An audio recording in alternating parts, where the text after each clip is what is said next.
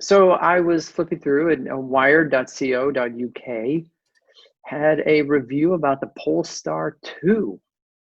And what's interesting is, we had talked about the Polestar 1. And for those of you not up, the Polestar is Volvo's electric, I don't know, branch, wing, name, Performance. badge, whatever you want to call it. It's part of Volvo. So this is an article written by Jeremy White, again at Wired, the UK version. And he absolutely loves the Polestar 2. Now, it's not all glowing. He does point out a few things where they're lacking, but he makes it a point to compare it to the Tesla Model 3. And we have to accept that Tesla is, for all sakes and purposes, let's just say king of the hill. So if you're going to compare a car, it's going to get compared to a Tesla. And he makes the argument that there are many ways in which Volvo's design and manufacturing make the Polestar 2 better than the Model 3. But then he does go into a couple of places where he's like, well, the range isn't as great and it starts off a little more expensive. But otherwise, he really liked the styling. The infotainment center is completely from Google, so it's not an in-house thing. It's not Toyota has Intune and Ford has Sync and I don't know what else other things have. It's not an afterthought. It was built entirely for the car. He makes a statement, and I can't find it here, but basically he says that the Polestar is what an electric vehicle has always meant to be. And that's a pretty bold statement. I don't know. Did you guys have an opportunity to read through the entire review? Is he the one who didn't want to give it back at the end of his trial? I'm not sure. I don't think he said that. Okay. Well, he might not have said it in the article. I think if he's the one I'm thinking of, he said on Twitter. I've heard nothing but good things. I have not Mhm. driven them, but I know lots of people whose opinions I respect who've said nothing but good things about the Polestars. I mean, And they look good, really, too. really good things. Are they only in Europe? Could be for now, yeah.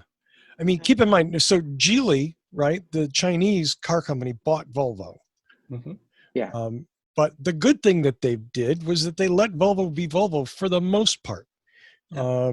And Volvo's kind of gone off in a little bit different direction. It used to be the safety company. Now they're the luxury company. And the Polestars are really well designed, built, wonderful cars. They're going to build these in South Carolina, right? I'm sorry? They're going to build these in South Carolina, right? Thought so. That was I not don't part know. of the article. I don't know. Yeah. Are they? Looking Not at now. see that in the article. Yeah. Yeah. Okay, quick So quiz for everybody. Oh, no. Yeah. I was going to say one thing that I found interesting is looking through the pictures here on, again, this is a Wired UK. Either at least one of the pictures is backwards, or they show a left hand and a right hand version. I'm not sure. I don't know if anyone else picked up on that. I didn't. But I did. I honestly think it's a left hand and a right hand, because if it was reversed, then the infotainment center would be reading backwards. Yep. So that is interesting that this one article shows. Yeah, you're both. right. Wow. Yeah. They're making it for the Chinese market as well. So I think they're left-hand drive. Yeah, they are. Okay. There you go. That explains that, right? European-ish car company making a car for both markets would need both. And like you said, since Geely owns Volvo, it makes sense, and Polestar, it owns both, that they would make it for the Chinese market as well. Sure. Yeah. Yeah. This article says, not this one that we're reading, but a different one, says that they are going to be making the Polestar in South Carolina. Oh, all right. All right. Yeah. Cool. Great. Look at that. You're right, Energy the pictures independence, car independence. Yep. Yeah. So definitely left-hand drive for sure.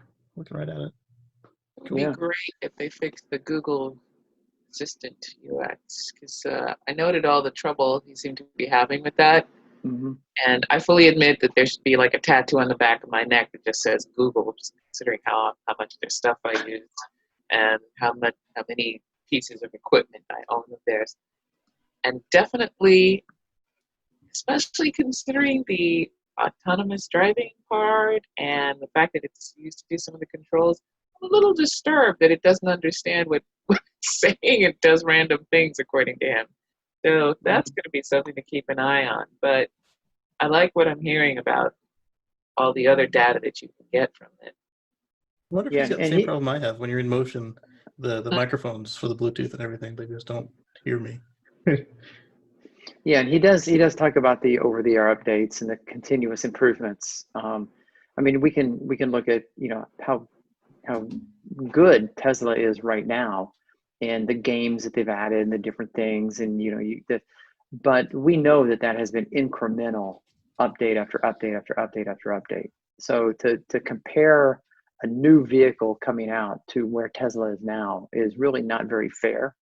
You know, you're comparing, you know, senior level algebra to someone who's just learning mathematics.